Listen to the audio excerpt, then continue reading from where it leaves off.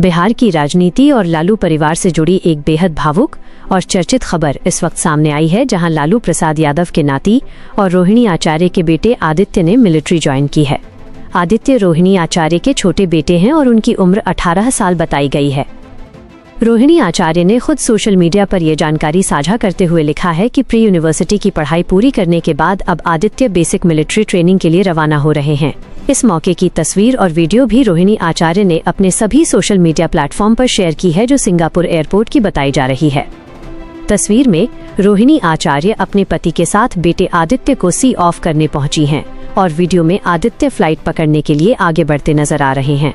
इस दौरान रोहिणी आचार्य काफी भावुक दिखी और उन्होंने बेटे के लिए एक इमोशनल पोस्ट भी लिखा। उन्होंने लिखा कि याद रखना आदित्य, बुरा समय ही इंसान को मजबूत बनाता है। हमारा साहस, हमारी ताकत और हमारी दुआएं हमेशा तुम्हारे साथ हैं। अब जब तुम बेसिक मिलिट्री ट्रेनिंग के लिए जा रहे हो तो हमारा आशीर्वाद और गुड विशेस भी तुम्हारे साथ हैं। इस पोस्ट के बाद सोशल मीडिया पर लोग आदित्य को शुभकामनाएं दे रहे हैं और रोहिणी आचार्य के साहस और भावनाओं की भी सराहना कर रहे हैं।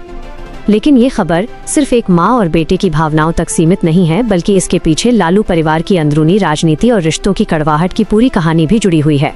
रोहिणी आचार्य इन दिनों बिहार की सियासत में काफी प्रासंगिक बनी हुई हैं और उनका रिश्ता लालू परिवार के भीतर ठीक नहीं चल रहा है।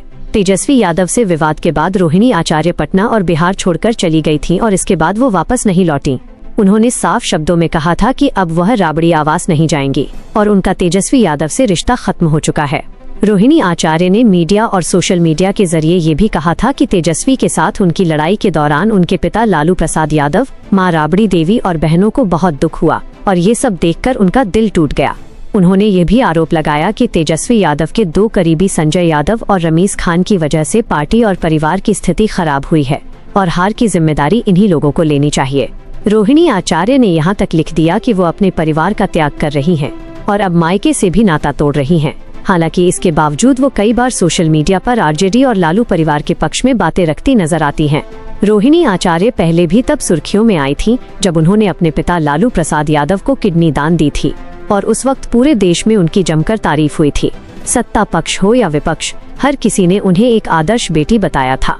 इसके अलावा रोहिणी आचार्य ने लोकसभा चुनाव भी लड़ा था, लेकिन उन्हें हार का सामना करना पड़ा और विधानसभा चुनाव में वो अपने भाई तेजस्वी यादव के लिए प्रचार करती भी नजर आई थी। लेकिन अब तेजस्वी से विवाद के बाद उन्होंने साफ कह दिया है कि उन्हें राजनीति से कोई लेना देना नहीं है और जो लोग ये आरोप लगा रहे हैं कि उन्होंने ये सब राजनीति के लिए किया है, उन्हें जवाब देते हुए कहा कि अब वो राजनीति में भी नहीं आएंगी।